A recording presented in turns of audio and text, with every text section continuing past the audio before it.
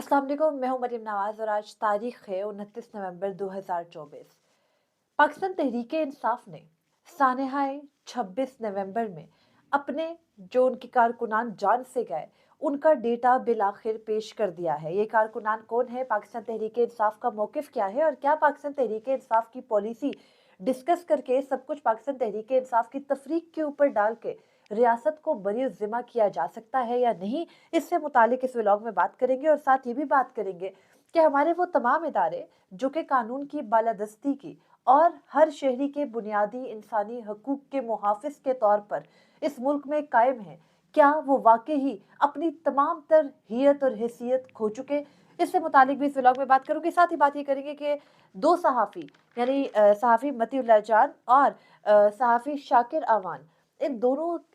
से मुतालिक आज मुकदमात में जो पेशरफ्त हुई, उसके बाद मुस्तकबिल के लिए जो एक पैगाम रसानी कर दी गई है वो क्या है, ये तफसीलात भी आपके साथ शेयर करूंगी। तो हुआ कुछ ये कि 26 नवंबर को, यानी मैंने आपके साथ इससे पिछली वीडियो में गो के कुछ मसरूफियात और फिर सहाफ़ियों की पकड़ धकड़ और पेशियों के सिलसिले में और इधर उधर मसरूफ़ होने के बायस बहुत रेगुलरली नहीं कर रही वीडियो, लेकिन पाकिस्तान तहरीक इंसाफ के एहतजाज के साथ जुड़े जो जो हकाइक मैंने देखे थे, जो जो बातें समझ में आ रही थी, वो आपके साथ इससे पहले शेयर की। 26 नवंबर को जो कुछ हुआ, दिन 2 बजे उसके बाद रात गए, वो मुख्तलिफ जगहों पर, ख़ास तौर पर फ्रॉम कोर्ट रूम नंबर 1 के प्लेटफॉर्म पर आंखों देखा हाल एक्सप्लेन किया। लेकिन अब सवाल ये है कि पाकिस्तान तहरीक इंसाफ के बारे में बार बार हुकूमत और वो तमाम कानून नाफिज करने वाले इदारों के करते धरते ये कह रहे थे कि अगर कोई शहीद हुआ है,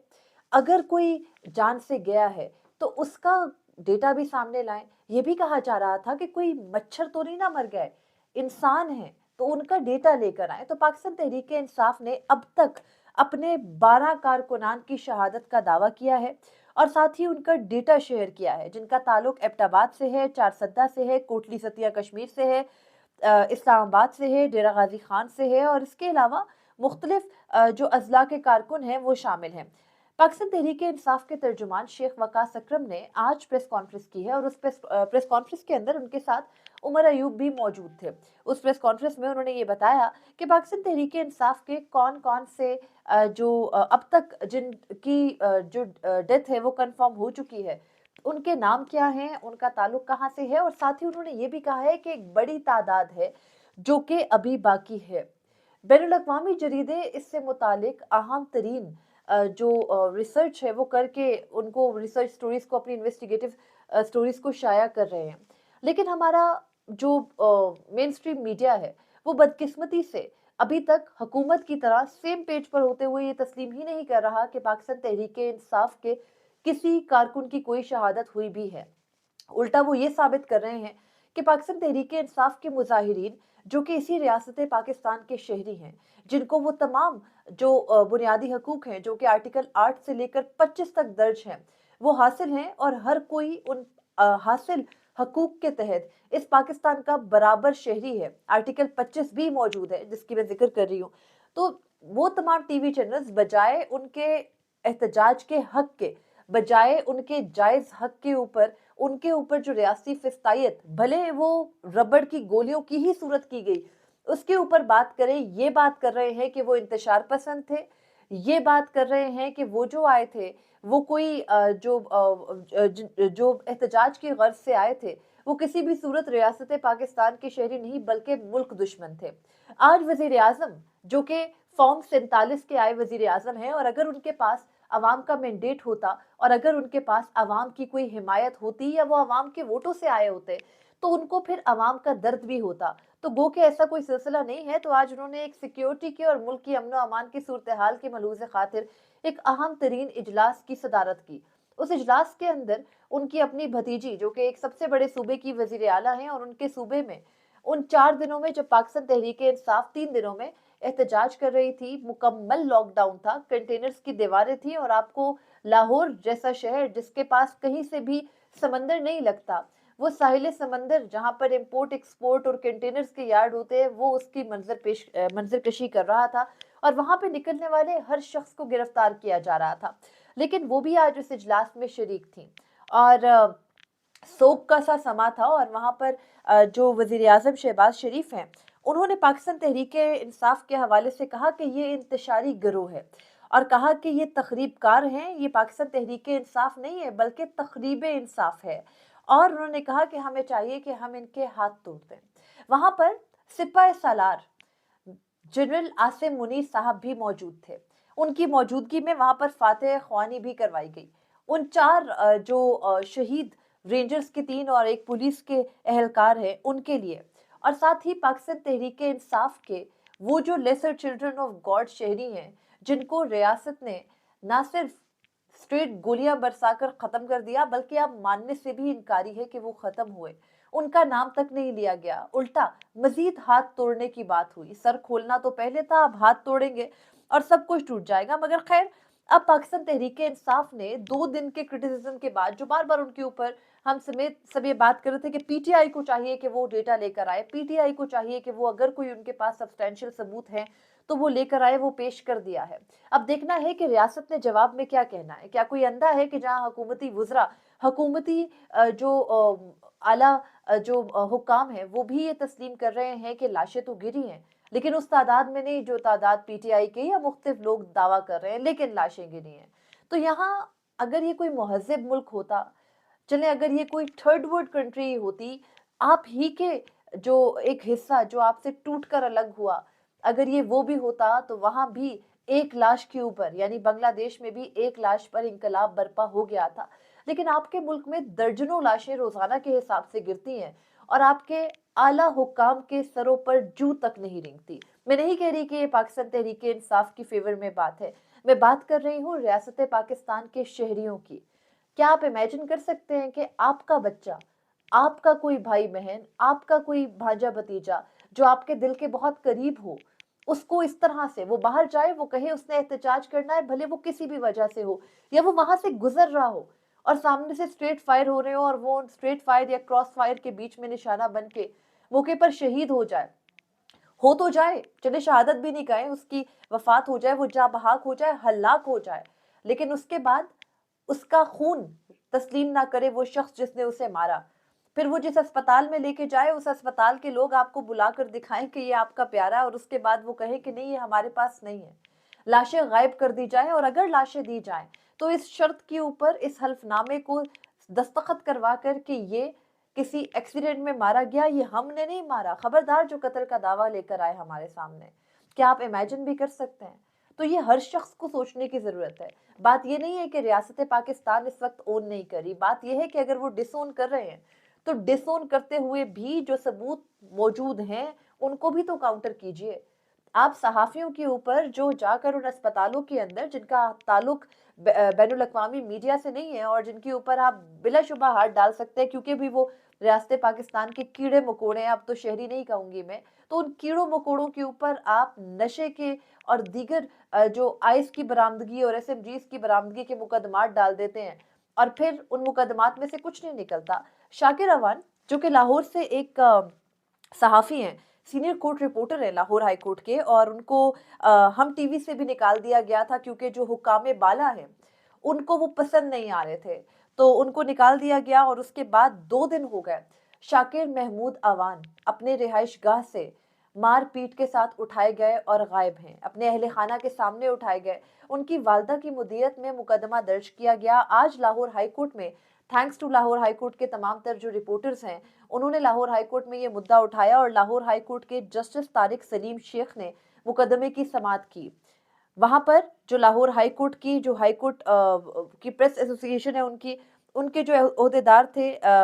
محمد اشفاق ہیں جن کا تعلق دنیا ٹی وی سے ہے، انہوں نے بھی کیس رکھا، انہوں نے بتایا کہ کیسے شاکر کو گھر سے مارتے ہوئے اٹھایا گیا۔ انہوں نے کہا کہ کہیں سے لا دیجئے شاکر کو، جیسے آپ نے متی اللہ جان کے اوپر منشیات کا مقدمہ بنایا ہے، پولیس کو کہے منشیات کا مقدمہ ہی دے دے، کیونکہ کسی شخص کا غائب ہو جانا، کسی شخص کا لاپتہ ہو جانا اتنا تکلیف دہ عمل ہے کہ ان کے پیچھے کھڑے، چاہے وہ ان کے دوست ہوں، چاہے وہ ان کے کولیگز ہوں، چاہے وہ ان کے اہل خانہ ہوں، ماں باپ ہوں، فیملی ہو، بچے ہوں، بیگم ہوں، ان سب کے لیے یہ سہنا بہت مشکل ہوتا ہے۔ ہر لمحہ، ہر سیکنڈ ایک کرب کا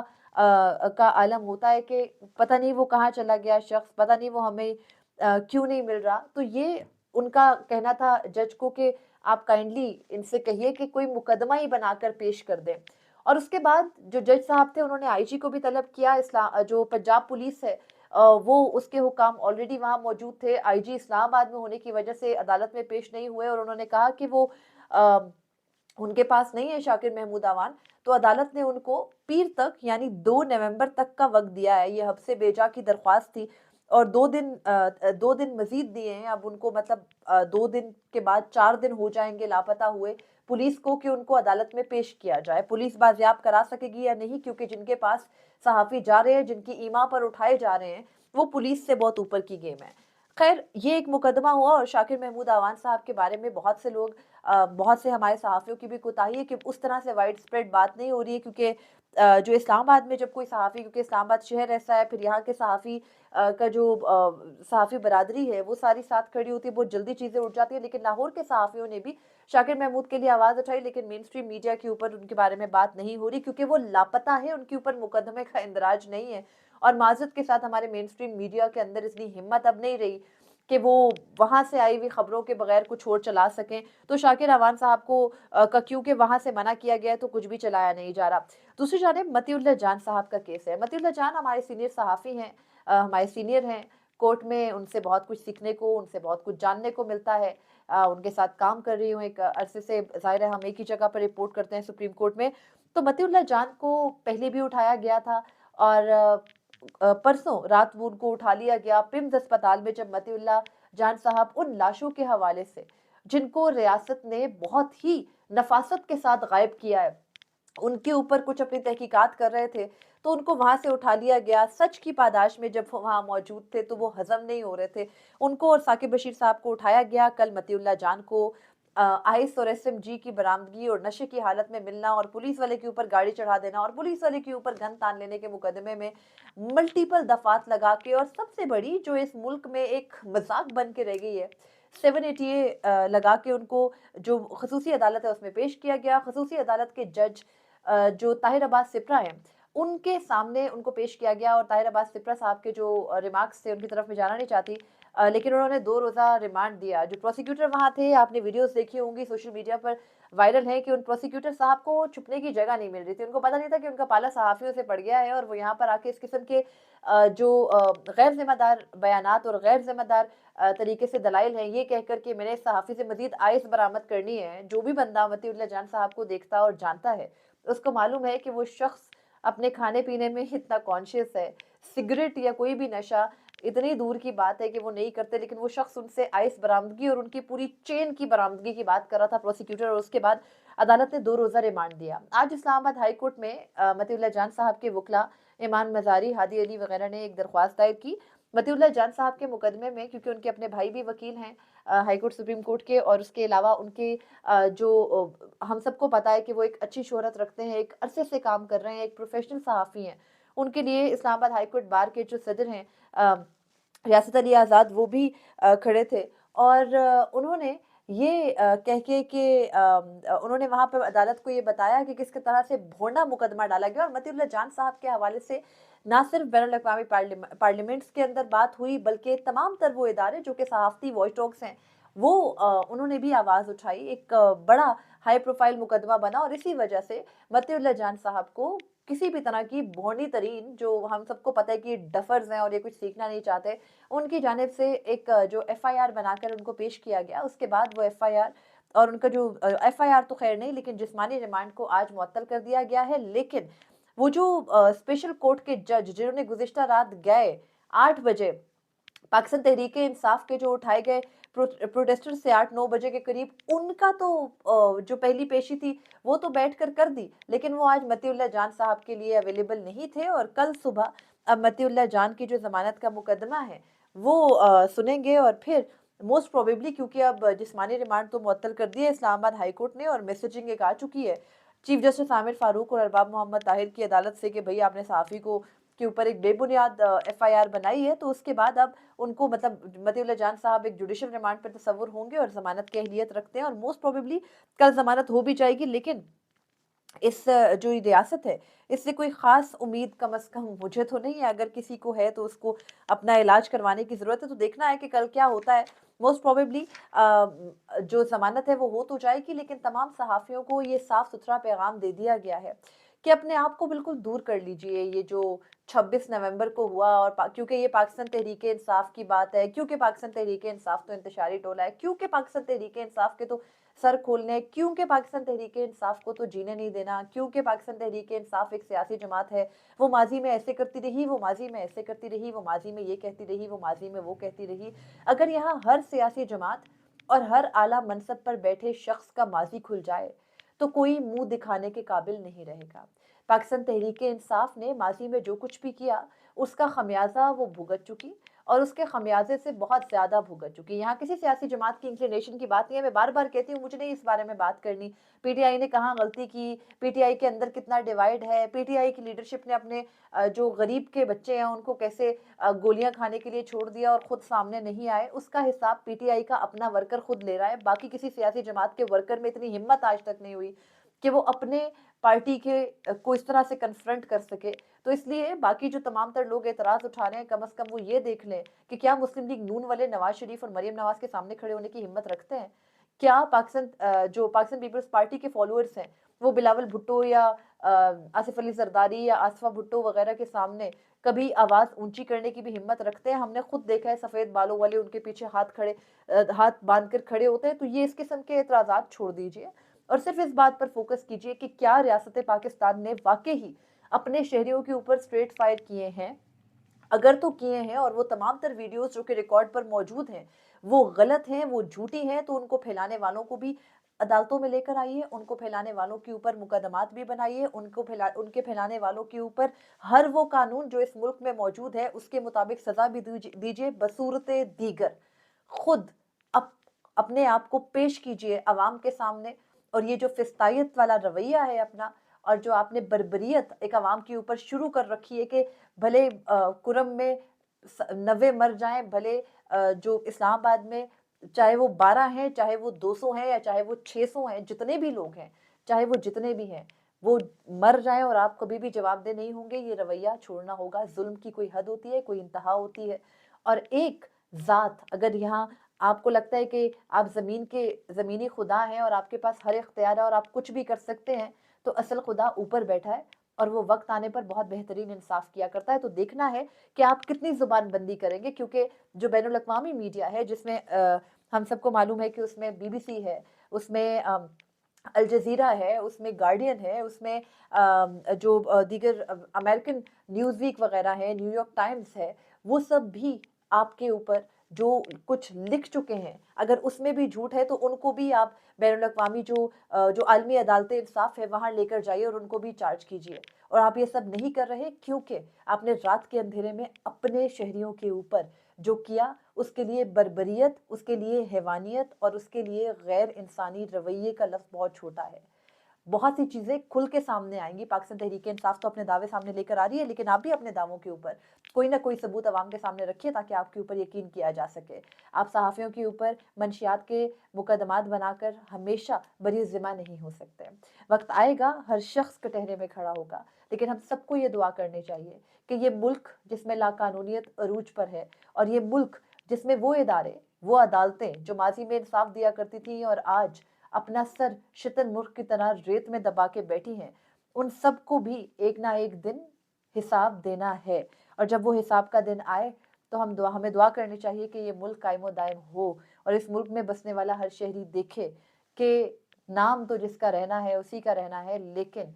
कोई ना कोई इंसाफ है और कोई ना कोई कानून जिसको कुदरत का कानून कहते हैं वो भी काम करता है। हम सब यही देखेंगे। मज़ीद अपडेट्स के साथ आपके सामने आऊँगी। मुझे इजाज़त दीजिए। अल्लाह हाफ़िज़।